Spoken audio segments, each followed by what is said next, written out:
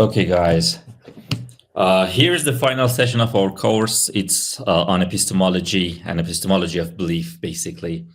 So we saw earlier that the classical theories of epistemology are revolving around this notion of epistemic justification.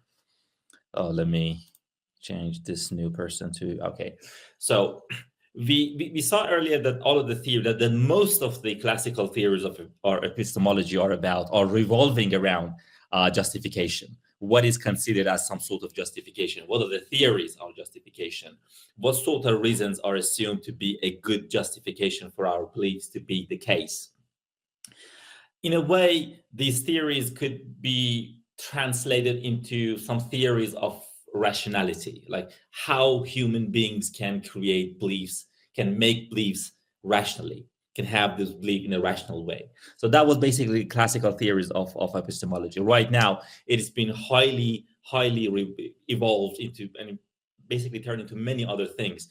It has a lot of connections with cognitive science, neuroscience, a lot of other fields of science. So this is what we're learning here is basically the classical theories. And today we're going to talk about the notion of defeat. Mahid on the second half of our course going to talk about defeat as well. Going to be the last part of this first chapter. I hope that you guys can start reading the rest of the chapters and basically have your own views, shape your own views on all of those things. So without further ado, let me start reading the text. We saw earlier, like in the previous session that Masoud basically presented, we came across this definition of knowledge, which S knows that P, by definition, S believes that P is true, and S has believed that P is well-founded. Okay. So let me read over it. If John's belief that he will recover is not based on the evidence that he has for the proposition, but is based instead on wishful thinking or the testimony of his tea leaf reader, right? Who is, guys, bear with me for a second. I'm sorry for a second. I'm gonna back in a second. Okay, guys, sorry. So if John's belief that he will recover is not based on the evidence that he has for the proposition, but is instead based on wishful thinking or the testimony of his tea leaf reader, then it seems plausible to think that John's belief is not an instance of knowledge. So I'm sorry, somebody just joined us. Amir Movakatian. Again, not right on the time, but it's okay. I'm sorry. Someone is here too. I'm sorry, that's all okay. This is our operator. Change everybody to operators. Hi, everybody. Hello, the new people. So the tea leaf reader is who? Is somebody got a question? Mahid Shukri, you got a question? Aren't we at page 17? Yes. 17 of the book. Of right? the book. Okay. Yeah, 29 of the PDF. Okay. So the tea leaf reader is who? Is basically somebody, we have the same thing in our culture, basically, somebody who looks into the coffees and tells you bullshit, basically. So that's the tea leaf reader. Basically, if I'm having some sort of sickness, I go to this coffee reader or tea leaf reader and tells me stuff. And then I start to believe in it. It could be the case that I happen to recover from the sickness, but that will not be assumed as a good reason because it's not well-founded, right? It's basically some wishful thinking. I wish to be in that kind of a situation. However, if the tea leaf reader tells me that will not be well-founded, right? Basically, if you continue this line of argument, well-founded means basically either coming from the sciences or basically like the senses, the human sense, like the perception and all of those things, but not that all sorts of testimony because they are all different. Okay, so let's continue reading it. We might think that knowledge require not simply that one have evidence for one's belief, but that one's belief be based on one's evidence. So if you believe in the if you believe in the truth of some proposition P, then this kind of evidence that you have for it, it should be truth conducive in that way, right? It should give you the reason to believe that P is true, right? Given the concept of a proposition being well-founded for a person, we might modify the account of knowledge to take account of the distinction. So basically, we need to address this sort of distinction. A belief, some sort of evidence that you have should be truth conducive. In a way, it should be well-founded, right? So we might say D3 primed, S knows that P, by definition, S should believe that P to P is true, and S's belief that P is well-founded, right?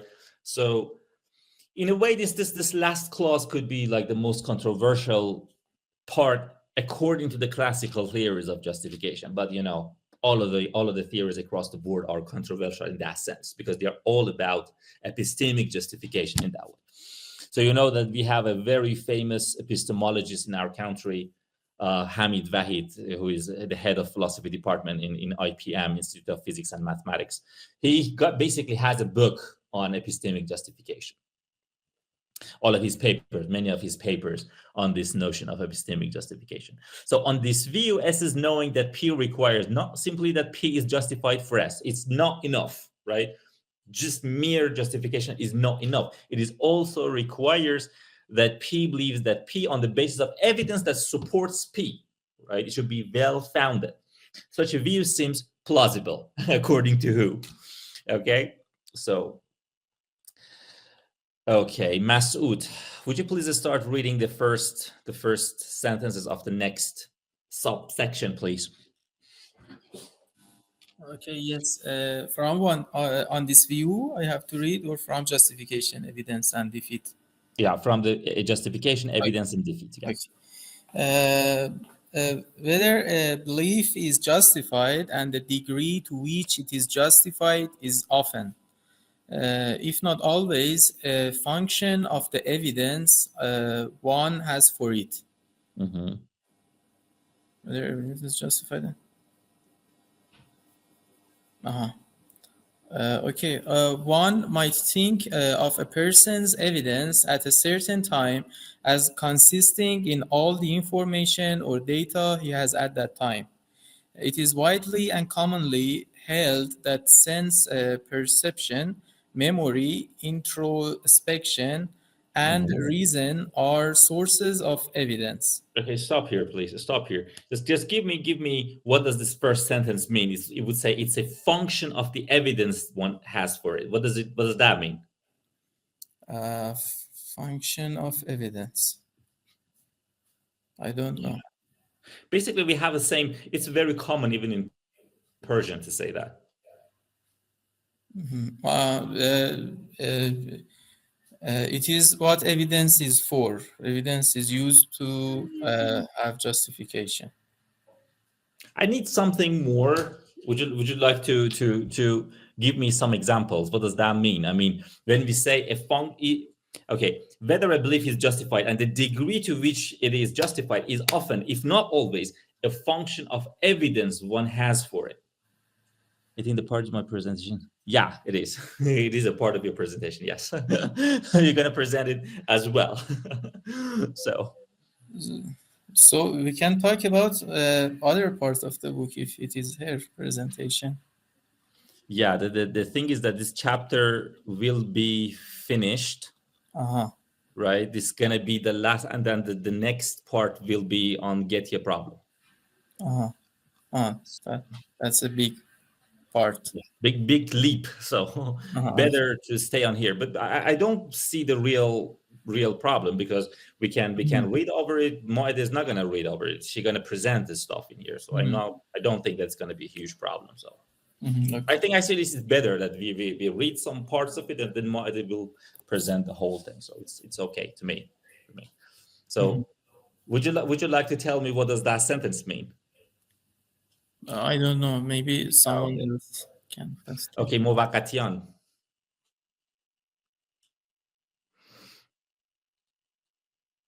Mr. Movakatian, would you like to talk? Hi. Hi. Sorry for being late. I've just arrived from work. Okay. It's all good. Well, would you like to start telling me what does that sentence mean? Whether a belief is justified, and the degree to which it is justified is often, if not always, a function of evidence one has for it. Basically, this is very misleading, but if you translate the same sentence word by word, let's say verbatim, into Persian, it makes a perfect sense. So the main question is, what does that sentence mean, that part which says that, well, the justification is a function of the evidence one has for it? Mm-hmm. What does that mean? I think it's somewhat related to interpretation, because maybe two people, I put it that way, maybe two people has some set of data or information, but each one of them interprets and makes a model for it in a different way. Correct me if I'm mistaken.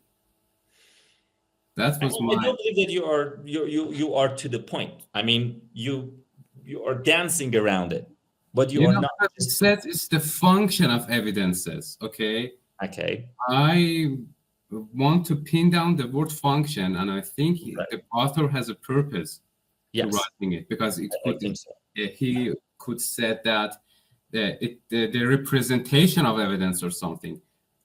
Okay. I think he wanted to somehow relate the justification to the evidences. But let me put it that way. There are many ways to make a justification out of the evidences. There is not one certain way. Mm-hmm. And the data or information or evidences by themselves are not sufficient. You have to do something as you do as the function works in mathematics. Mathematics had some inputs, and it's the function gives you some outputs. Exactly. So it is based on how you propose your and present your function to make a justification based upon those evidence. Very good. So basically, it's a metaphorical type of saying. We have the same saying in Persian. This is a tabe falan cheez. Okay, yes. So we say the same thing in Persian. So in mathematics, if you say f of x equals y, then y is a function of x, right? Because f does something on x and it produces y, right? When it's a function. So here it says that you have evidence and you have beliefs. Yes. So, and this is like the belief is the function. Is a function of the evidence that one has for the justification. All right. Yes, exactly. So that's basically the point. Would you like to continue, Mowakatian? Okay. So where were we? The next sentence. One might think of a person's evidence. One might think of a person's evidence at a certain time as consisting in all the information or data he has at that time. Mm-hmm. It is widely and commonly held that sense, perception, memory, introspection. Would you please stop for a second? Masoud, please tell us what is confusing you. I didn't understand what is function of what and why. And can you give an example? Yeah, I mean, Mowakatian, would you like to answer his question? Okay, I tried my best. And it said, it said the degree to which it is justified is often. What is the meaning of that? Okay. I can't even translate the sentence. It's all good. The structure is very... Give it a try. Okay. My best shot would be making an example of physics, or let's put it that way. Make it easier. I mean, please make it easier. Like, give us some commonsensical example. Common sense example. Yeah. Okay, Masoud, what I understood from this sentence is said that assume we have some table of data, okay? Some data or information or physical evidences about a phenomena that we are going to discover, right? Okay. Okay. But the justification, assume that the justification is a theory, okay? For example, the theory of gravitation. We have some data, some raw data that we put in an Excel sheet, and we have the theory on the other hand that is justification. It explains that what the gravity is and how does it work, okay? So if we take the data as point A and we take this theory that is justification point B, from point A to point B, you have to choose your direction or path, okay? Are we on the same page?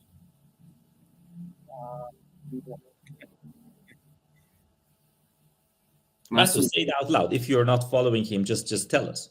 It's okay.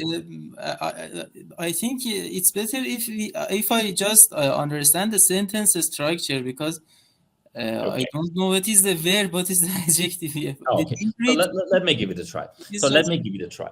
So whether a belief is justified and the degree to which means the belief is justified is often. So when we have justified, sometimes, is it true? Yes, in a way, and I'm going to explain it, Maide. Yeah. Degree is often is for the word degree in the sentence. No. Whether this is justified or not, or to the degree that it is justified, is often, if not always, okay, a function of the evidence one has for it, means the belief, right? So if you want me, I can put it in Persian if you want me to. Yes, if you do, I appreciate.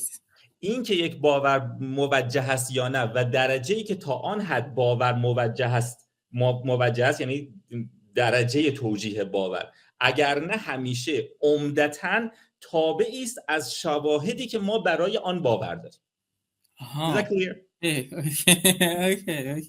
Yes. It wasn't that difficult. No, it was not. Basically, you got stuck into the structure of the sentence, I guess. Yes. But you have to learn these sort of structures because you're going to use these sort of complicated structures in your own writings. Mm-hmm. Okay, so you have to, if you get confused in what this it or which what refers to, then you're going to stuck in the whole sentence, right? Yes. So thank you. Yeah, Persian makes everything easy for you. Okay, Samane Farahani, would you like to start reading the rest of the thing? Samane Farahani. Hi. Hi. Please continue reading the thing. Okay. From where? Yeah, I got you. Yeah. Okay. So start reading from one might think of a person's evidence on a certain time. Mm-hmm. Second sentence. Let me find it. One might. And we might think. One might think, yes. I can't find it. Sorry. So justification, evidence, and defeat, line number 2. Yeah. Okay. One might think of a person's evidence at a certain time as consisting in all the information or data he has at that time. Yeah. Consisting in in all the information or data he has at the time. Okay, so fix a time T. What does this author mean by evidence, right? It basically very much answers Masu's question too. So one's person's evidence consists in all the information or data one has at the time, right? Mm-hmm. Yeah. Okay, go ahead. It's widely and commonly held that sense perception, memory, introspection, and reason are sources of evidence. We might think of these sources as... Wait. Okay. So what are the sources of evidence? What are the differences between perception, memory, introspection, and sense? What are them? Give me examples. I don't know, sorry. So basically, when you're talking about perception, you're talking about seeing, hearing, smelling, or tasting something, touching something. These are perceptions, right? Yeah. Whenever we're talking about perception, we're talking about sensory perceptions. Right? Senses, in a way, could be, you talk about common sense too, right? Yeah. which basically could involve a little bit bigger. It's a bigger in the scope. Talking about memory is pretty much clear. I remember things. Introspection. If I'm feeling hungry, right? It's just like seeing something inside myself. It's introspection. So I feel I'm hungry. Okay. So that's introspection. I feel pain. That's introspection. The feeling of the pain. There are and reasoning. Basically, I reason like a logic. There are sources of evidence. Okay. So basically, you can reason from these sources. All right. Yeah. So continue, please. Okay. We might think of these sources as providing information or data that serves as evidence for our beliefs. Okay. So let me ask you this, Samone. Or maybe you can say it and we can go to the next person after you. So if I'm saying that this is a hand, right? This seems to be a justified and well-founded belief that this is a hand. So what are the sources of justification for this proposition? Sources? Yeah. As you said, it's the informations. No. You just point towards the source itself. We said they're all various sources, right? You had sense, you had perception, like you sense memory. Perceptions. So it's perception, right? Yeah. But so thank you very much, Samone. Let's go to the next person. Maede Shukri. Maede, if I tell you, Maede, are you here? Yes, can you hear me? Yes, I can. So if I tell you that I met somebody yesterday, right, who was like a good friend of mine, what would you say? You believe in that proposition. What is the source of your belief? Is it my belief or is it your belief? Oh, it's by your belief. I think I should search about the evidence, maybe the sources of some sources. Maybe I ask that person that if he saw you or not. So it's basically, it's testimony. It's called testimony. So I testified to witnessing somebody yesterday, right? So, and then you rely on my testimony. Okay. Based on some evidence. Yeah. So I have some evidence. I met the guy. You trust me. I give you the testimony. And then you believe in the proposition that Mo met somebody yesterday, right? Okay. Now your source of belief is a testimony, my testimony. Okay.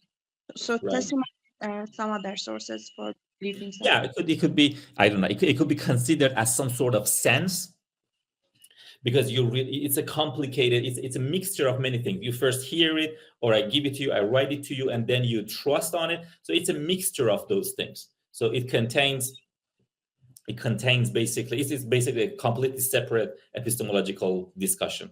It contains some sort of perception. It's a mixture of some of those sources.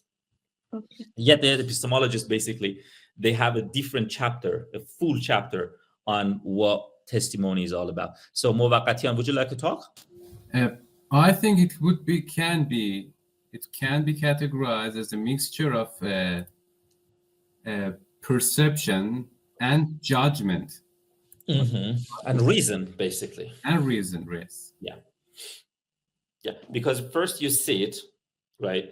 And then you trust the person because you think they are trustworthy, right? And then you come to the conclusion that what they said is correct. And you came to the conclusion that the person is trustworthy came from your memory. Yes, exactly. How about induction, right? Because you have trusted that very good point. It comes from induction, yes. So they are innocent until proven guilty. So if you met somebody who is telling you the truth several times, then you basically come to the conclusion that they are trustworthy. So even in a court of law, when somebody comes on the stand, so they have to basically tell the truth, all of the truth, and nothing but the truth.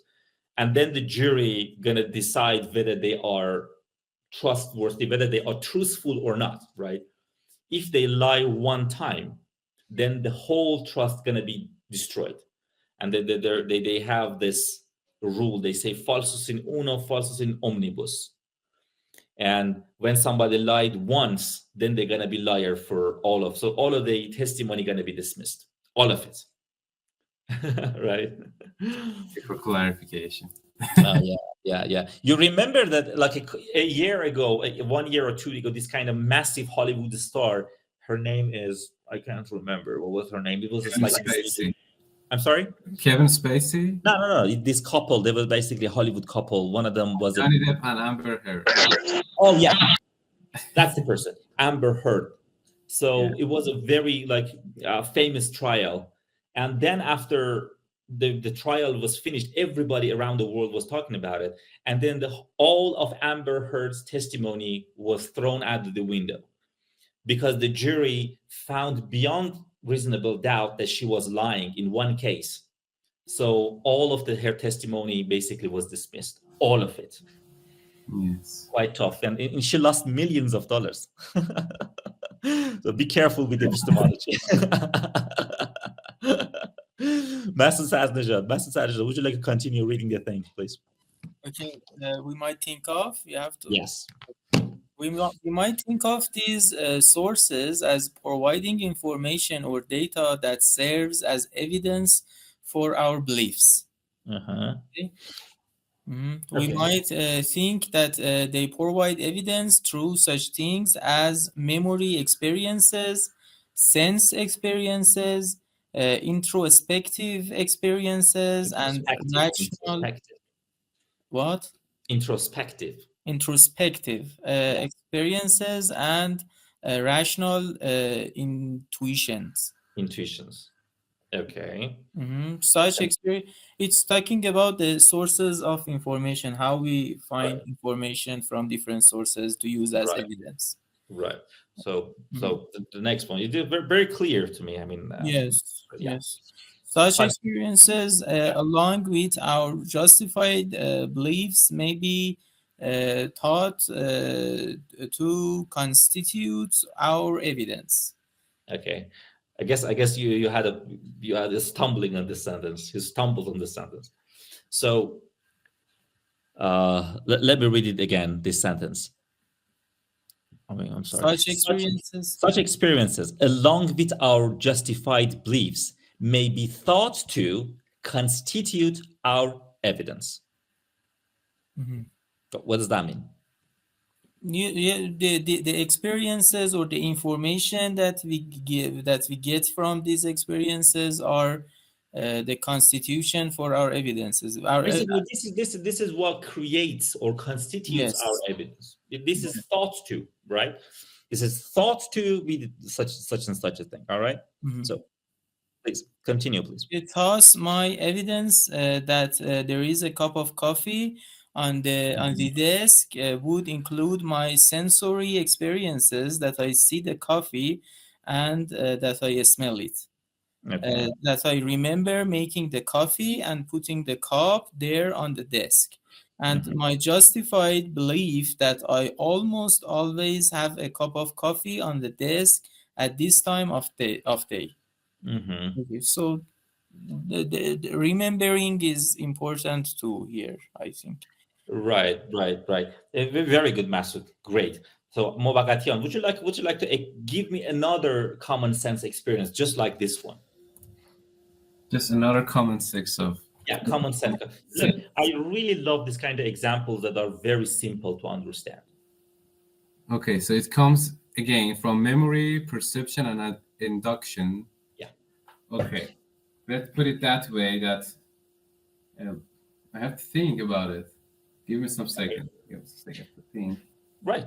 Take your time. It's all good.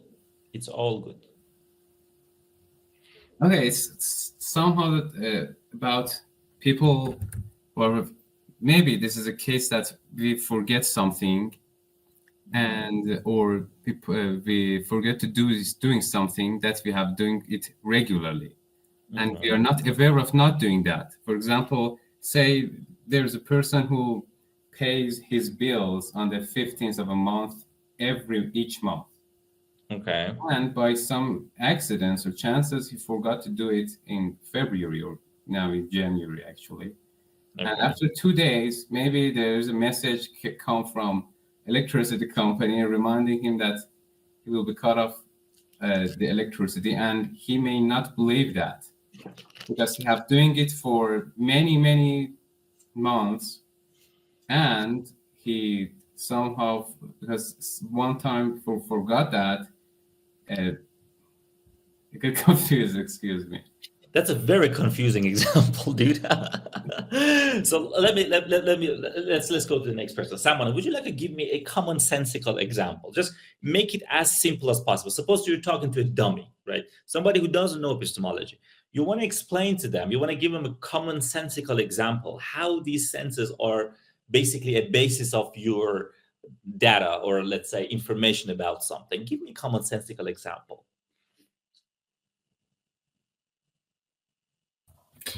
Actually, I don't remember anything now. You don't remember anything now. Suppose like there is an orange on the table, like somebody. Okay, Masoud Sajjad likes to talk. Masoud, go ahead and give me an example. Yes, I can give an example. For example, I have some evidences that it will rain tomorrow, and for this I have some sensory experience of, for example, seeing clouds in the sky, and the skies are very, for example, dark and big, and feeling the temperature is decreased, and my memory of, for example, checking forecast that predicate the rain, and because of all these reasons, this memory and that sense, I have justification to believe that, and based on, for example, my past experiences, that when all these things happens, I will see the rain.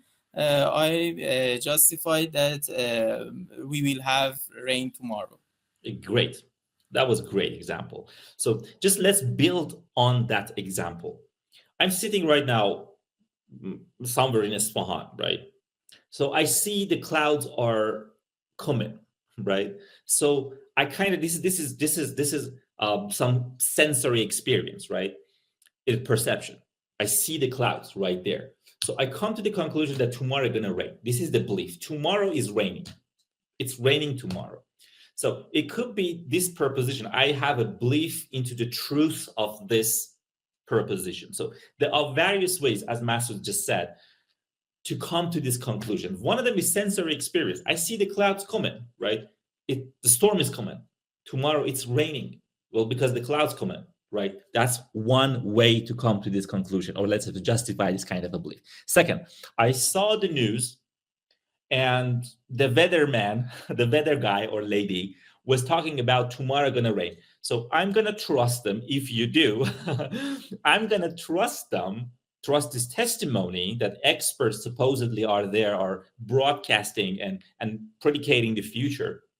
So they're telling me, right, via the TV, that it is raining tomorrow. I trust on this, on the weatherman's report, and then I come to the belief that tomorrow is going to rain. Another way, I could trust on the memory. It's January, and January these days always rain, right?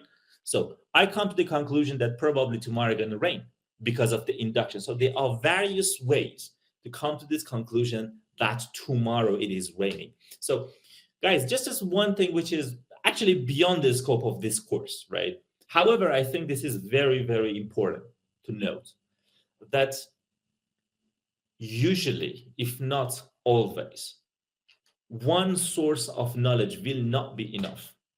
So in every one of these examples that you might consider, you will see a mixture of many sources of knowledge coming to the scene.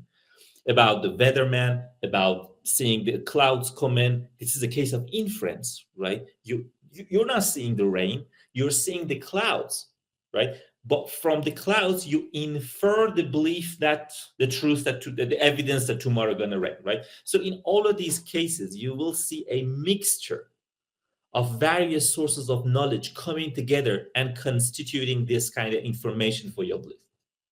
Very important epistemological point. Very important. So Thank you very much, Masood. That was a great example. Maed Shakri, would you like to continue, please? Okay. Masood, do you have a question? Okay. Maed, go ahead. My evidence that there is a we may distinguish between two types of evidence, conclusive and unconclusive. Conclusive evidence guarantees the truth of proposition it supports. If P is conclusive evidence for proposition P, then it is impossible for P to be false given E. Perhaps we might illustrate the concept of conclusive evidence by considering the proposition that I think. I am introspectively aware that I think. Introspective awareness that I think. Evidence for the proposition that I think. It is not a conclusive evidence. It is impossible for the proposition that I think to be false given my introspective awareness that I am thinking. Very controversial example. Very controversial example. To me, this is very controversial. I mean, I am not completely convinced with that example. I mean, when we're talking about, sorry, I mean, this is just like my own thoughts. So when we're talking about conclusive evidence, as the author puts it, obviously we're talking about first courses in epistemology. We don't want to get too technical. So this author basically suggests that if we have some sort of introspective evidence that I think, for example, then it would be impossible for me to be wrong. That's what the author says. I have doubts about that. I think it is based on the word introspective, and maybe the word introspective make it true to believe, because it's in fact it's referred us to some internal experiences such as mental experiences or emotional experiences. But I could be a brain in a vat. All of those things could be basically stimuli coming from some evil genius telling me those things. The author said that if there is some sort of introspective awareness, then this is impossible for that to be false. You know that this is a very important argument in Islamic philosophy too. That's the argument for something that in Arabic they would say tajarrud al-nafs. That's the main argument, basically, for the Islamic philosophers to prove that our soul, we have something which is a soul and it is immaterial. But I mean, I don't believe in existence of soul and all of those things, me personally, being a naturalist philosopher. However, this argument is very, very confusing, and it's less than ideal to me. Guys, do you have anything about it? Do you have any basically points that you want to make, or all of those things? This is yeah, somebody got it. Who wants to talk about it? Masood Sajjad, go ahead. I think Descartes said, I think, so I exist, okay? Yeah. And so I think this is referring to that, because his argument is refer to anybody. Argument is completely intrinsic. He intrinsically said this as an argument. I think, I believe that I think, okay.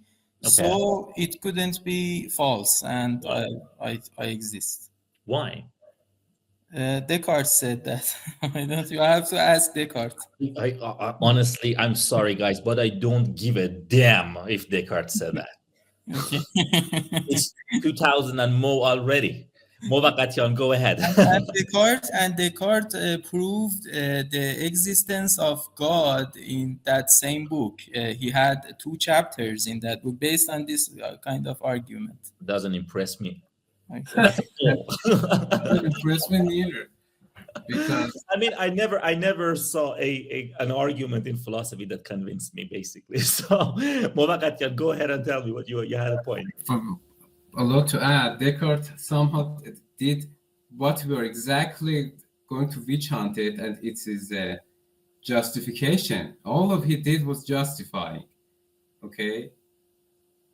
What he mentioned, Masoud mentioned about existence of him or God, I think it was just all justification. But I wanted to point out the conclusive, excuse me, the introspective awareness resembled me, in addition to the Islamic philosophers, the German idealistic romantic philosophers like Schelling or Fichte, or to some extent Schopenhauer. They are basically start from their introspective awarenesses. And you can see there are a lot of books have been written to interpret those philosophies, and I think they got it too seriously. They got this source of I can relate to that. I mean, I understand if you start from there, all right? I mean, this is philosophy, so not that I start from sciences, right? For me, like natural sciences is what you start from it. But it's just me. You can start from this kind of introspective awareness. That's fine, right? But to say that this is incontrovertible, right? Or this is impossible, that it could be false, that's where I have questions about it. I think what this author suggests is controversial, not because it is talking about awareness or introspective awareness, but because he says that it could not be false. So let me read over it. Similarly, my introspective awareness that I think is a conclusive evidence for the proposition that I exist. It is impossible for the proposition that I exist to be false, given my introspective awareness that I think. I just could be a brain in a vat. I mean, I understand if you start from there, but I have questions about it if you say this is, let's say it's impossible to be false. Could it not be the case that you could be a brain in a vat who thinks that you have some sort of internal awareness or you exist? I could be a computer. How do I know that? I don't. I simply don't. Man, look, guys, I'm not a crazy person. I do believe that I'm a normal human being in a physical world. I do get it, but I would never say that this is beyond reasonable doubt. There are actually reasonable doubts about it. I could be a brain in a vat, like all of these skeptical scenarios. How about those things? I'm not really sure that having this kind of awareness is enough for you to have like a certain belief that you exist or all of those things. I just don't. Masoud, go ahead. But I agree with Descartes. This paragraph is completely rephrasing Descartes' results, Descartes' conclusion.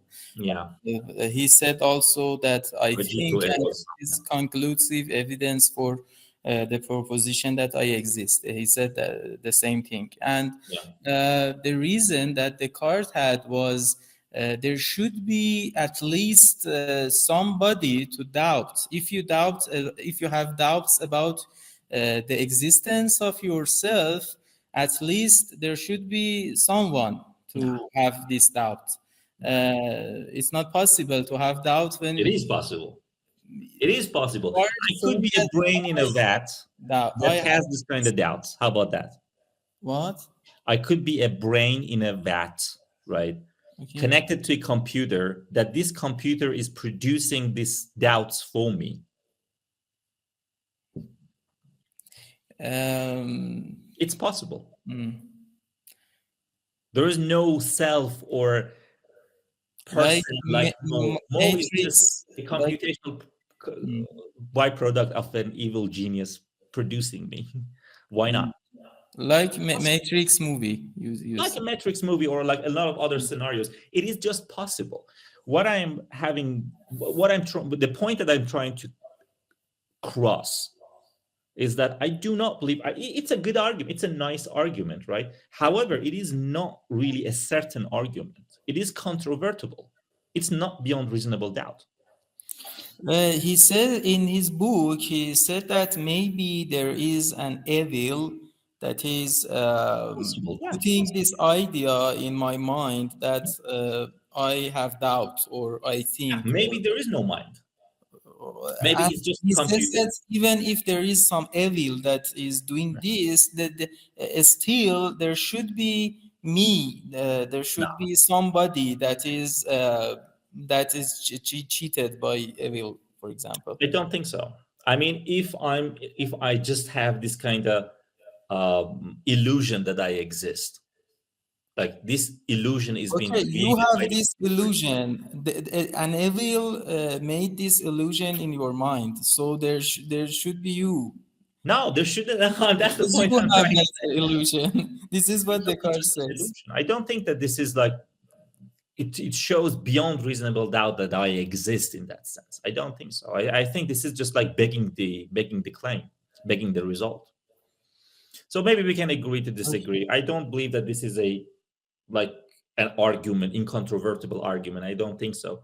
But if you do, then good for you. I do believe that there's no argument for existence of us in a certain way. We could just be computations in some program that is being created by some ultra brain. That could be the case. That could be the case. I know that I don't believe that it is, but it's possible. Then now you being one of those programs, you think that you are aware. However, you're not. You're just a computer program who feels that way. It's possible. I don't believe that this shows beyond reasonable doubt that we exist. Even if I am a computer program, still I doubt. And so I am a computer program who is doubting about his existence. So because of this reason, I exist. No, because, I mean, that's the part I do not agree with it. You cannot say because of this you exist. That's not an argument. But just it's good. We can agree to disagree. Let's continue reading the rest of it. Who didn't? Moede, you didn't read properly. Moede Shokri. Yeah, let me change you to an operator. Moede, would you like to continue reading it, please?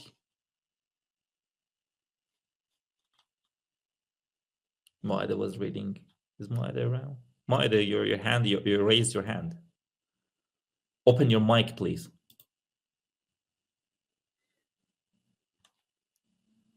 Moede Shokri, you need to open your mic. Okay. I didn't have access, but I have it now. Okay. Because I go out and then I intern and my microphone was okay. deleted. Okay, please continue. Similar to my introspect. The next paragraph, I think, yes? Yeah. Yeah, the evidence for the existence of material object provided by. No, I think. Often, however, our evidence for proposition is non-conclusive. It is non-conclusive in the sense that it does not guarantee the truth of the proposition that it supports. Suppose that I know that there are 100 marbles in an urn and that 95 of them are black. My evidence supports the proposition that I will draw a black marble, but it does not guarantee it. My evidence is non-conclusive. Suppose we call an earlier example. I have the following evidence. I see that my watch says it is noon. I am justified believing that it is around midday and that my watch has been highly reliable in the past. But again, suppose that unknown to me, my watch quits working at noon and that is now 12:30. In this case, my evidence that it is noon is non-conclusive. My evidence supports the proposition that it is noon, but it does not guarantee it. Mm-hmm. Yeah. Okay, so explain this example to me, please. Okay. Here is the book is talking about the non-conclusive evidences, and it shows us that we have some evidences, but the problem is to guarantee, and it means that is the evidence, are the evidences guarantee the truth of the proposition or not? And in the first example, it says that if you have 100 marbles in an urn, it doesn't guarantee that if you choose one marble from that urn, it is 100% is black. Because 25 of them are black and there are 5 other colors in that urn. Right. So it's an example of non-conclusive evidence in a way. So pretty good, guys. Guys, we're going to have is 5 minutes okay for you or need more? 5 minutes for presentation? Yes, or we can have more, like 6, 7. I think maybe 7 or 8. Maybe. Okay, so we're going to come back on 7.5, okay? For resting or for my presentation? For your presentation. We're going to have a break right now, and then we're going to come back for your presentation. Okay, I need around 8 minutes for my presentation. Just, Maida, please keep in mind, please, you need to talk louder. All right? Okay. Okay. بچه خسته نباشین، یه چند دقیقه استراحت می‌کنیم. 8 دقیقه دیگه بیایم برای ارائه مائده. Okay, I think Maida's microphone has some problem. Yeah. Because they have very bad noise sometimes on it. آره مائده جان، به مایکت دقت بکن. من یه لحظه میرم. من الان بعد. صدام خوبه چون یه پایه گوشی گذاشته بودم، میگم شاید اون بود که صدا رو بم می‌کرد. الان خوبه، آره خیلی نوع. الان خیلی بهتر شد، قبلش بد بود، الان درست شد. باشه چشم. پس همینو برمی‌دارم ازش. آماده بودی بگو، لطفاً خودت هم تصویرتو روشن کن. صدا میاد الان؟ اسلاید رو باید بزنید، همون 3 تا نقطه گوشه، بعد چیزش دست شماست. ما اگه این کلاس مسعود صدرنژاد نداشتیم چی کار می‌کردیم؟ مرسی آقای صدرنژاد، ممنونم ازت. من از هر وقت شما خواستید شروع بکنید بگید که من رزیومو بزنم که شروع کنه به لب کردن. بزنید. Okay, thank you very much. Welcome back, everybody. Here's the second half of our session, and Maida is presenting the epistemic justification, evidence, and defeat. Maida, the floor is yours. Okay. Hi, everyone. Thank you for joining me today. I am here to talk to you about justification, evidence, and defeat in epistemology. In the things that we studied in the previous weeks, we have understood propositional knowledge from acquaintance knowledge and how-to knowledge. We also understood the view that propositional knowledge is justified true belief and on the desk. However, not all evidence is equally strong or reliable. We can distinguish between 2 types of evidence, conclusive and non-conclusive. Conclusive evidence guarantees the truth of proposition it supports.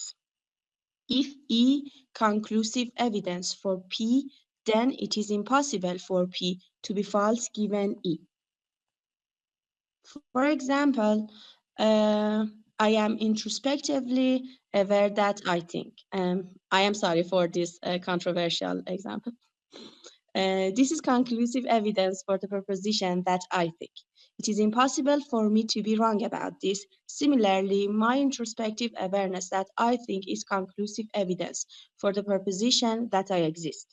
Non-conclusive evidence, on the other hand, does not guarantee the truth of proposition it supports. If E is non-conclusive evidence for P, then it is possible for P to be false given E. For example, suppose that I know that there are 100 marbles in an urn, that 95 of them are black. This is non-conclusive evidence for the proposition that I will draw a black marble. It is possible that I will draw one of the 5 non-black marbles. The next concept I want to explain is evidential defeat. Evidential defeat occurs when our evidence for a proposition is weakened or cancelled by some other information or data. In other words, D defeats E as evidence for P if E is evidence for P, but E and D is not evidence for P. For example, suppose I see that my watch says it is noon, and I have good reasons to believe that it is around midday and that my watch is reliable. It is evidence for the proposition that it is noon. However, suppose that I later learn that my watch stopped working at noon and that is now 12:30. This new information defeats my previous evidence for the proposition that it is noon. Evidential defeat is important because it shows that our justification for our beliefs can change over time as we acquire new information. We know to constantly update and revise our beliefs in light of new evidence. The final concept I want to discuss is the relation between evidence and justification. In case conflicting evidence for and against the same proposition, we cannot simply say that if we have evidence for a proposition, then we are justified in believing it. For example, suppose you have evidence that your friend is honest, but you have evidence that he lies to you. In this case, you are not justified in believing either that he is honest or that he is dishonest. You should withhold your belief until you have more evidence. So a more plausible view is that, plausible by the mean of the writer of the book. So a more plausible view is that we are justified in believing a proposition if our total evidence on balance support it. This means that we have to weigh the strength and reliability of our evidence and see which way is leans. For example, suppose you have evidence that it is raining outside, such as hearing the sound of water drops and seeing dark clouds. But you have also evidence that it is raining outside, such as seeing a weather report as says it is sunny. In this case, you have to decide which evidence is more trustworthy and convincing. If you think that your sensory evidence is more reliable than the weather report, then you are justified in believing that it is raining outside. If you think that the weather report is more accurate than your senses, then you are justified in believing that it is not raining outside. The concept of evidential defeats is when our evidence for a proposition is weakened or cancelled by some other information or data. Look at the following formula for the evidential defeat. D defeats E as evidence for P defines as F. E is evidence for believing that P, but E and D is not evidence for believing that P. For example, you have evidence that the table is red, such as seeing that it looks red to you. But you learn that there is a red light shining on the table, which makes everything look red. In this case, the red light defeats your visual evidence as evidence for the table being red. This chapter of the book gives two more examples of evidential defeats involving political parties and colors that you can see them on this chapter in the book. Okay. Another important point is that defeaters can themselves be defeated by some further information or data. Look at the following formula for the defeating a defeater. X defeats D as a defeater of evidence. E for P is defined as F. 1, E is evidence for believing that P. 2, E and D is not evidence for believing that P. And 3, E, D, and X is evidence for believing that P. This formula means that if E is evidence for believing that P, but E and D together are not evidence for believing that P, and E, D, and X together are evidence for believing that T, then X defeats D as a defeater of E for P. For example, again, suppose you have evidence that it is raining outside, such as hearing the sound of water drops or seeing dark clouds. Let's call this evidence E. Suppose you also have a proposition that it is raining outside. Let's call this proposition P. We can say that E is evidence for P. However, suppose you also see a weather report that say it is sunny. Let's call this information D. We can say that D defeats E as evidence for P because E and D together are not evidence for P. But suppose you also see that weather reports it's outdated and inaccurate. Let's call this information X. We can say that X defeats D as a defeater of evidence E for P because E, D, and X together are evidence for P. So we understand that our justification for our beliefs depends on our total evidence, which can change over time as we occurs new information. But the book also draw an analogy between epistemological case and the ethical case. Where our reasons for acting or believing can be defeated by further consideration. The passage gives an example of an ethical dilemma where Jones has to choose between keeping his promise to meet his friend Smith for lunch or helping the severely injured Brom. The passage says that in both cases, the right things to do or believe depends on the whole situation, not just one aspect for it. So as one's reason for performing certain actions can be defeated by further consideration, one's reasons for believing various things can be defeated by further evidence too. I think this issue reminds me the concept of phronesis in Aristotelian ethics, where the issues is about action in concrete life. I invite me first and all of my friends to see the viewpoint of Aristotle. I wanted to reference this part of Aristotle to Zahra Sadaqzadeh because she worked on this field, but she's absent today. Thank you for your attention. Awesome. Thank you. Thank you very much. That was an awesome presentation. However, Mu'adib, please note that several people had questions, but you never checked the thing. People wanted to make comments, but you didn't let them. That was an awesome presentation. Thank you very much. It was great. In particular, the last point that you just made about Aristotle and philosophy, quite nice connection. So, Masu Sadnajad, do you have a question for her? Yes. I have some comments about the part about defeat. I think, for example, I want to ask if this example is a good example for this.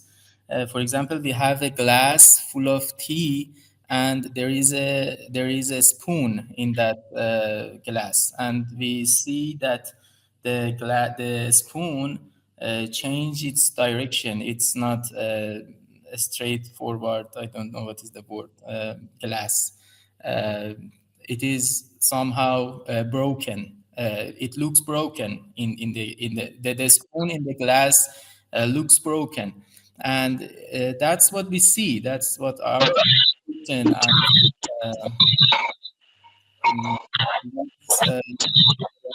a lot of noise here. I think it's from Moide. Okay. Now it's fixed, I think. Okay. And it looks this, and our senses, we see that, but when we refer to our mind and we think, we understand that, no, it's just the light and shekast nur, I don't know what is its word. And so there is a contradiction between our senses and what our mind says, and and we should refer to which one has more precedence, priority, probably. Which one got the more weight? More weight or precedence? Yes, yes. Our thinking or what we see here, it is our thinking, because we know that's why we see like that.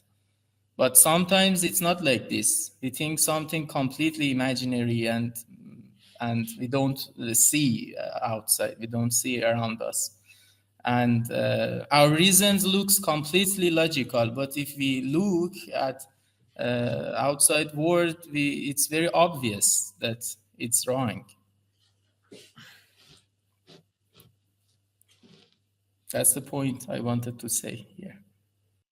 Do you have any comments about his point, Maida? I think he wanted to add some comments about the part defeats, and I think that he made a good example about that. It was some defeats that related.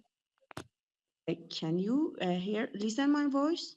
Yeah, okay. I can hear. I think it was a good example because it was showing that there are some defeats that related to the perception. Yeah. So in a way, if I'm allowed to make a comment on what Masoud said, so it's what we have here is that these sources are weighted. So some of these sources, the result of this process, let's say, leads to contradictory beliefs, right? Sometimes an evidence coming out of my sensory experience defies what I know, basically, from my reasoning or like background knowledge. This shows that what this thing shows that some of these senses can defy the other ones because these are weighted. Some of them outweigh the other sources of knowledge. For example, if I hear something, and then I come to the belief that somebody is standing, somebody that exists except me in this place, then I come to the conclusion that, well, I drank alcohol or I was drunk. Then I come to the conclusion that probably not, because I know that was not the case, right? So some of these things outweigh the other sources. Masoud, you want to say something? It's not, yeah, exactly. I wanted to say this, but always it's not like we can't. I think find a general rule for it. For example, in the example which I gave you, if you touch the spoon, you will understand that it's straightforward. It's not broken, but what you see is different. What you see is different from what you touch. Exactly. In this example. Exactly. But before Movagatian wants to say something, that's a very nice picture of Bertrand Russell. That guy is one of my philosophical heroes, by the way. So I really love this guy to the pieces for some reason. He was just this huge scholar, like the best logician of his own time and one of the best philosophers of his own time, and basically human, like a great human as well. So I very much look up to him in my life. So I really love Bertrand Russell in many ways. So yeah, Movagatian, go ahead. You want to say something? Yes, I wanted to point out that these kind of preferential choices of the reason and our sensory perception is somewhat tricky. And I want to mention two examples of that. The first one is that Masoud took as the example the reflection of light that says when you, put a stick or something on the water, your perceptions delude you and you think it is broken. Okay? Check out the move. So this preference is going to the rational, and you can go through the optics and you can deduct that what's going on. But the tricky part comes when we got our attention to the second example would be the free fall of the objects. Aristotle proposed that the heavier objects comes to the ground faster than the lighter objects. But somehow around 2,000 years later, Galileo made an example. I don't know, it is what happened is a history solid true or just a myth. But he took two weights, for example, 1 kilograms and 10 kilograms, and made the two weights free fall of the Tower of Pisa. And they arrived just at the same time. So if you just, like Descartes, go to your laboratory and just sit and think about anything, there will be a lot of objects and problems that you got misled into it. Mm-hmm. Okay, good. I just said it sarcastically. I know you, and I exactly get it that was a jab to Masoud Sadrnejad in a way, and I expect him to come back. Okay. Guys, by the way, I'm not an idealist. I'm not an idealist. I got him into a fight. Yeah. I just said that Descartes is a very important philosopher, and I think he is the founder of our modern times. Masoud, you say Descartes is very important. I think you're perfectly right. But so are the other philosophers across the board in the whole history of the human being. He's not the one. He's just one in the many. He is one of the 10, I think. If I want to mention 10 most important philosophers who changed the history, who changed the... before Descartes was the scholastic philosophy, and after that we learned to make doubts about what we think, and we understood that maybe I'm not right. I think something, I see something, but it's not right. But I think scholastic philosophers, they're the great philosophers too. I think, like, if you're talking about Augustine or like Thomas Aquinas or like Ibn Sina in our, I think they are great philosophers. Yes, Ibn Sina, I agree. But so is Mullah Sadra. Mullah Sadra was just a mutakallim. I don't think so. That is incorrect. No, he was exactly a mutakallim. He wasn't. Okay. It's just pretty interesting because many of the things Mullah Sadra says are in sheer contradiction with the Quran. So you say that he was basically trying to defend Islam in many ways. However, he was accused of apostasy in his own culture. And that was the reason he died in exile. Do you know that? Do you know how Mullah Sadra died? He died in exile, basically. He couldn't be with his own family because he was excommunicated. Because many people thought that he is a heresy sayer. He's basically heretic. So it is very strange to me that you think that he was only there to defend Quran or like the Islamic ideas. I don't think that's historically accurate. That's not a convincing justification for that. I learned. I'm using what I learned from you. Guys, it could be the case that we could all go online so we all can see each other. Yes. In this last part. So basically, Masoud, could you help guys? Could you please all go online so this part, this presentation part could go away and we all can see each other? Yes, okay. Yeah, so we could yeah. And so the other people, could you please turn on your camera so let's see each other because we're going to say goodbye after this. Saman Farahani and Muwaqatiyan and probably Awamil Ijrai. If you like to go online and show us, like if you turn on the camera, that would be great. That's pretty interesting points made in this regard, let's say. However, I'm not really sure that Mullah Sadra actually was that kind of a person who was in a position to mutakallimin in many ways. So if you look at Asfar, his great book, a lot of it is basically against them. It's written in a way that it tells that they are unintelligible people. I don't agree with it. I think theologians could be great people, great scholars too. But Mullah Sadra was never happy with them in many ways. So yeah, so probably at this part we can turn it into Persian, and I'm going to stop this class for here. بچه‌ها کلاستون عالی بود. لطفاً بچه‌ها چیزاتون اگه میشه سمانه و موقتیان اگه میخواید کامراتون رو باز کنید که ببینمتون، خداحافظی بکنیم از هم دیگه. بچه‌ها کلاستون عالی بود. من تعجب می‌کنم این جلسه آخر بچه‌ها کمتر اومدن از چیزی که انتظار داشتم. اما اشکال نداره. کلاستون واقعاً خوب بود. خیلی لذت بردم، واقعاً هم بیشتر از این که واقعاً احساس کردم دوستای جدیدی پیدا کردم. خیلی جالب بود واقعاً کلاستون. ایده ها خوب، آدم‌ها شارپ. امیدوارم رو من شات رو کی میگیره؟ یه نفر اسکرین شات باید بگیره. حتما من با موبایلم میگیرم که شاید از موبایل. فقط سمان فراهانی آنلاین نشده، میگم چیز نشده، دوربینش رو باز نکرد، اصلا نیستش تو کلاس. ببین به هر شکل من واقعا از کلاستون لذت بردم. خیلی دوربینتو باز کن سمان جان، میخوایم همدیگر رو ببینیم.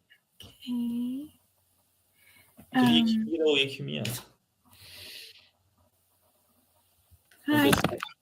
let me شما اومدی این میگه که محدودیت 4 نفری داره. این اتاق محدودیت 4 ویدیو هم 4 نفری داره جدا. این پیامو به من میده. خب پس بذارید یه دونه لینک یه دونه گوگل میت درست بکنم بعد هممون توی اونجا بریم که بتونیم actually can you just take your screen just for you and not me? اوکی. Thank you. امنیت بالاست اصلا امنیتیه. No, actually I'm a little tired so مسئله امنیت نبود. Thank you. لطفاً رو کمک من حساب بکنید بچه‌ها برای به اصطلاح من در حد خودم اون کمکی که بتونم بکنم با کمال میل در خدمتم ان شاءالله. برای دکتراهاتون حتما که میخواین اپلای بکنید برای جای مختلف، متنی میخواید بدید من مثلا نگاه بکنم اینا با کمال میل، و ارشد میخواید مثلا رسالتون اگه میخواید، اگه در حوزه کار تخصص من باشه حتما خوشحال میشم که نگاه بکنم، یا مثلا اگه نظری بخواید بهتون بدم. شیخ این جمع، خوانی این جمع. خیلی واقعا لذت بردم از کلاستون، واقعا هم بهم خیلی انرژی داد، آدمای ماتیویتد، آدمای با انرژی. این کلاس فوق العاده بود واقعا و ازتون واقعا به خودم تشکر میکنم. مطمئنم مجموعه حامی هم هدفش این است. ببینید بچه‌ها من یه بار دیگه در مورد مجموعه حامی بهتون بگم. ببینید مجموعه حامی یه مجموعه‌ایه که میخواد توی علوم انسانی کمک، ما باید به این ایده کمک بکنیم. به نظر من چه به لحاظ مالی باشه، چه به لحاظ ایده‌ای باشه، چه به لحاظ رئیسش هم یه آدمی بسیار آدم اپروچبلیه، یعنی میتونید باهاش وارد گفتگو بشید. خودش فلسفه خونده، با اینکه علوم انسانی خیلی وسیعه. آقای دکتر درویش که به اصطلاح رئیس این مجموعه است، یه آدم علوم انسانی کار کرده و واقعا اینا نه وابستگی دولتی دارن نه هیچی، یه چیز شبیه ان جی او، یه چیزی اینجوری فرض بکنید. من خودم برگزیده این بودم و بعدن قبلا یه فاند از اینجا گرفتم برای اینکه رفتم انگلستان درس خوندم، از اینجا گرفتم، بهم کمک کردن و الان تو این موقعیتی که هستم واقعا وظیفه خودم میدونم. ببینید ما اگر به دانشجویان ایرانی کمک نکنیم هیچ کسی نیست که به ما کمک بکنه. همین جاها هم شروع میشه، یه نفر کمکی به من میکنه، من به اون کمک میکنم، اون به اون کمک میکنه تا همینجوری میره جلو. میدونید که هیچ کس طرفدار ما نیست، هیچ کس به ما کمک نمیکنه. اگر دانشجوهای اروپایی اصلا اینطوری نیستن، 1000 تا فاند دارن، 1000 جور پشتیبانی مالی ازشون میشه. علم پول میخواد و دانشجویان ایرانی توی فقر زندگی میکنن. یعنی طرف میخواد بره دکترا بخونه، نه پول میگیره نه هیچی، پولم بخوان تو آی پی ام بهش بدن 10 تومن 15 تومن. حال طرف ببینید ما بایستی به هم دیگه کمک بکنیم و من حالا اگر به این نوبه بشه که کلاس بتونم برگزار بکنم، اگر پستاک رفتم یه بخش از حقوقم بذارم، حتما این کارو میکنم. از شما میخوام که این ایده حامی رو توی ذهنتون باشه، گوشه ذهنتون باشه. اگر جای مثلا بالاخره اناونسمنتی دادن حتما براش به نظر من اپلای بکنید برای به اصطلاح فانداشون و هر جوری که میتونیم اینو گسترش بدیم که بالاخره بتونیم به این دانشجوهایی که از جهان سوم میان، از کشورهایی که پول ندارن، فقیرن، بدبختی اینه که فقیرن، بتونیم بهتر کمک کنیم. این حرف من بود. به هر شکل بازم تشکر میکنم، منتظرم که حرفای شما رو بشنوم، نظراتتون رو در مورد این دوره بگیم و بعد یه عکس بگیریم و خداحافظی بکنیم. بگید مسعود جان شما بفرمایید. من خیلی خوب بود، فقط وقتش رو بیشتر کنید. آره وقتش کم بود دیگه، بیشتر باشه بهتره، طولانی تر، بیشتر تعداد جلسات بیشتر. ما هستیم بعد این برنامه داریم که دوره این اینتراکتیو بودنش به نظرم بزرگترین نکته مثبتش بود. من خیلی کیف کردم، یعنی تمام طول کلاس باید فعال می بودیم، یعنی نمیشد چرت. دقیقاً باید فعال می بودی، یعنی هیچ کاری نداشتی و این خیلی چون من توی اینجا قبلا درس میدادم دانشجو وارد دعوا با هم می‌کردم. اونجا پاراگراف این چیه، معنی چیه، یه مثال بزن. مثال بعد حواست باشه همش. و خب خیلی خوبه، خیلی خوبه و کار سختی هم هست. یعنی مدیریت کلاس به این شکل خیلی کار سختیه. یه خورده خب کند پیش میره اینجوری، ولی خب خیلی بهتره چون قشنگ الان فعال، ذهنش درگیره، یاد میگیره، فکر میکنه، سعی میکنه به سوال جواب بده. خب خیلی خوبه از این نظر. به نظرم اگه تو کل طول دوره مثلا حالا از یه پلتفرمی استفاده کنیم که همه بتونن وبکمشون هم حتی وصل باشه، بیشتر مجبورن همه حواسشون باشه توی کلاس. یعنی علاوه بر میکروفون، حالا کسی نمیخواد مثلا وصل نکنه، ولی ترجیح این باشه که همه وصل باشه. اینجوری اصلا فیس تو فیس کامیونیکیشن فکر کنم یه مقدار اون انگیجمنت رو بیشتر میکنه دیگه. یعنی آره. نقاط ضعف هم بگید مسعود جان اگه چیزی احساس میکنید کم و کاست. همین که وبکم رو وصل کنیم یه موردش بود دیگه که انگیجمنت رو بالا افزایش بدیم. خیلی متشکرم، خیلی ممنونم مسعود جان. موقتیان جان بفرمایید شما نکاتتون رو بفرمایید. من خیلی خوب بود برام، یعنی یکی این که بخاطر اینکه رشتم فلسفه نبود و توی این جمع قرار گرفتم و با شما هم آشنا شدم. به قول شما خیلی خوشحالم که دوست پیدا کردم از این جمع. اون شب که رفتیم بیرون شما تشریف داشتین ایران خیلی خوب بود، به من خیلی خوش گذشت، خیلی لذت بردم و خیلی مشتاق شدم کتابا رو بخونم ببینم تهش این آقا میخواد به کجا برسه. همه چیه که اسپویلر آلرت ببین اینجا همه اپیستمولوژی شروع کرد به شوق زدن، گفت حالا این باشه اینجوریه اونم باشه اونطوریه، اونم که فایده نداره، همه رو ریخت تو. واقعا خطر میشه. دکارت همه سیبای کرم خورده رو ریخت تو، اون تهش چی میمونه اونجا؟ خیلی سوال جالبیه. این خیلی سوال جالبیه. خیلی سوال. یادم میاد یه آقایی بود به اسم آقای سعید زیبا کلام که ایشون از اون آدمای خیلی نسبیت انگار مثلا خیلی شاید حالا بعداً خودمونم کم و بیش تو همون فضاش نه دقیقاً مثل اون ولی یه چیزی شد. بعد یادم میاد من همین سوال شما رو همین مسعود جان رفتم ازش پرسیدم، گفتم آقا شما که همه چی رو دود کردی، دفعه بغض گلوشو گرفت نگاه کرد اینا رو من همه گفتم تا بری در خونه حضرت زهرا با حالت گریه ها. فیلسوف مثلا فرض کنید کسی که مثلا حالا رفته مثلا انگلستان درس خونده الان اومده استاد دانشگاه، من اصلا انتظار این پاسخو نداشتم. گفت اینا همه دود میشه تو بری اونجا شروع کنی الهی من لی غیرک. گفت آی دکتر دست گل درد نکنه من نوکرت. برادر صادق زیبا کلام ایشون برادر همون برادر صادق. آره واقعا آدم سیاسیشون هم کاملا مقابل همه، یعنی اون اصلاح طلب است. حالا من بفرمایید ماهده جان بفرمایید. کتاب توماس کوت دیگه انقلاب‌های علمی، ساختار انقلاب‌های علمی. بله یه ترجمه اینجور ترجمه خیلی خوبی کرده، منتها یه تعبیر خیلی مضحکی به اسم اینکامنشورابیلیتی رو اومده لاقیاسیت ترجمه کرده. حالا من اصلا یعنی چی اون لاش حالا چیه قیاسیت آخه چه جوری از اینکامنشورابیلیتی یک تعبیر خیلی نامعنوسی به اسم لاقیاسیت. خود ترجمه خیلی ترجمه خوب و قابل استفاده ای، منتها این یه تعبیر خیلی عجیبی به نظر من میاد. لاقیاسیت اصلا خیلی نامعنوسه به نظر من. و هر شکل محمد جان در مورد این دوره آیا شما نکته‌ای، حرفی، حدیثی دارین که بفرمایید؟ من ممنونم ازتون. به خاطر فضای آموزشی که تا الان تجربه کردم یا مشکلات شخصی خیلی مسئله بودن تو کلاس، صحبت کردن، سوال پرسیدن، ارائه دادن همیشه خیلی مضطربم میکنه. ولی تو این کلاس از جلسه 2 به بعد، اوایلش نه چون همچنان آدم قبلی بودم، ولی از جلسه 2 به بعد آرامش بیشتری تجربه کردم. خب این باعث میشد که تسلطم بیشتر باشه. آره دقیقاً. بعد ببینم ترامات کجاست. ازتون ممنونم واقعا، آرامش از خودتون گرفتیم. من تجربه خوبی داشتم از دوستی با بچه‌ها، از بودن تو این جمع. بذارید من سوال از سمانه هم پس بپرسم. خانم سمانه فرانه که نگران شهرتون بودید شما بفرمایید.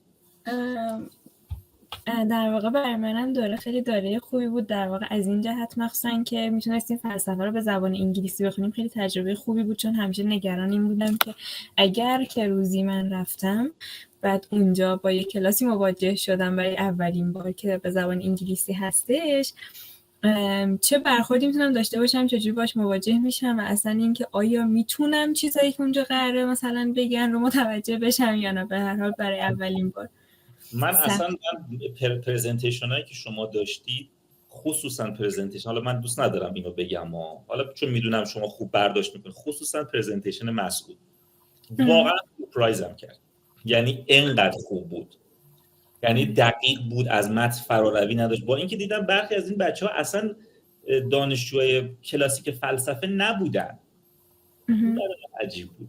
خود من خودم چون می‌خواستم این کتاب اولین کتابی که من به انگلیسی خوندم و اگه اون موقع به من میگفتن این متن بیا پرزنت بکن به خوبی شما شاید نمیتونستم این کارو بکنم. اینو جدا دارم میگم. نه اینو نمیگم چون شما هندونه زیر بغل من گذاشتید منم میخوام نیست. به هر شکل خیلی تشکر میکنم بچه‌ها. نکاتتون رو انتقادی یا هر چی دارید به مجموعه حامی یا اگه به خودم خواستید به خودم بگید و از براتون بهترین ها رو آرزو میکنم. امیدوارم که ارتباطمون رو با هم حفظ کنیم و بتونیم به اصطلاح پروژه های علمیتون رو بعداً ببینم ان شاءالله. شما دیگه دانشجویان این شیخ بزرگی، شما دیگه تا آخر این اسم بنده هست که شما یه وقتی در محضر شیخ بزرگی یه چیزی به شوخی بگم بعد عکسو بگیرم خداحافظی کنم درباره این نفس مجرد. امیدوارم ضبط نشه، ولی اگه ضبط بشه هیچ نگران نیست. یادم میاد یه بار یکی از محشین اسفار هست به نام آقای ملا نوری، همچین چیز، یکی از حاشیه‌های بسیار ضعیف اسفار رو هم ایشون نوشته، بسیار ضعیف، یعنی خیلیشون مفت نمیارزه. اونی ایشون مال ایشون به نحو اتم مفت. بدترینش هم مال آقای حسن‌زاده آملیه بنده خدایی که اخیراً هم فوت شد. یعنی حاشیه‌ای که نوشته واقعاً مفتش گرون، خدا بیامرزه. بعد به هر شکل ایشون یه بخشی هست توی در مورد مسئله تجرد نفس، همین تجرد نفسی که شما صحبتشو می‌کردید امروز در مورد چیز، ایشون یه بار سر یک جلسه‌ای بوده توی یه مسجد و تو این قصه واقعیه ها. و حالا اگر بگم از کی دارم نقل میکنم تعجب میکنم. نشسته بود و خلاصه یه دفعه میگفت بگه شماها در مورد تجرد و خلع نفس مگه صحبت نمیکنید؟ گفتن گفتن بله این تئوریش. یه دفعه ایشون هم میگه رو منبر میفته اینجوری میفته میره.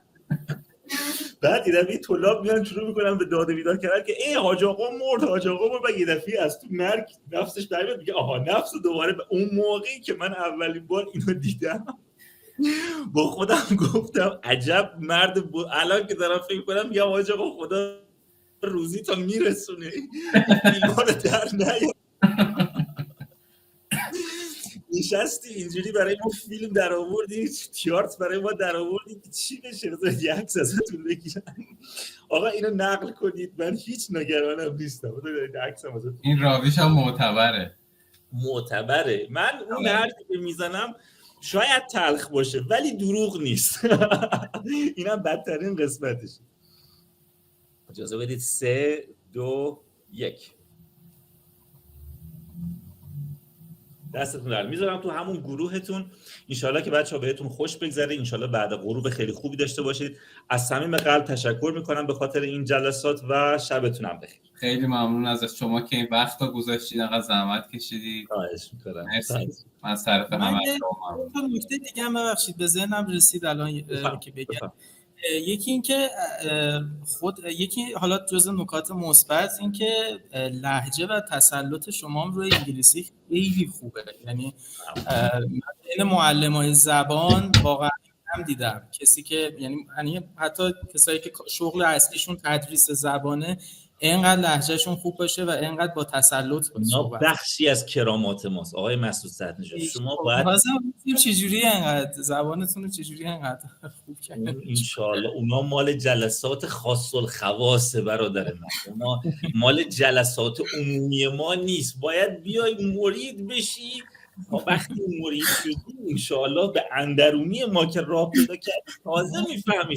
شما فعلا طلاب عامی در تجربه عروج به دست آوردید. حالا که قشنگ چیزایی بلده. ولی شما بعدا ان شاءالله وقتی که به شاگردان خاص ما شدید اون وقت ان شاءالله به اون حقایق دسترسی پیدا. شما تافل یا آیلتس دادین قبل از اینکه اپلای کنید؟ بله دادم. چند شد نمرتون؟ نمیگم. خودتون تعریف کردید. 98 تافل دادم. 98 خیلی نمره تافی نیست. اصلا نیست دیگه. نیست و اینا کرامات دیگه. کرامات داشتید باید 120 میشدید تافل. کرامات داشتید. شاید تا کجا میدونی؟ شاید نخواست رو کنه اون موقع. آره. یا میدونم. خواستم ریا نشه. بابا نه الان گفتم بهتون. آقا شبتون بخیر. من میخوام برم باشگاه. ان شاءالله که شبتون خوش بگذره. خیلی مخلصی.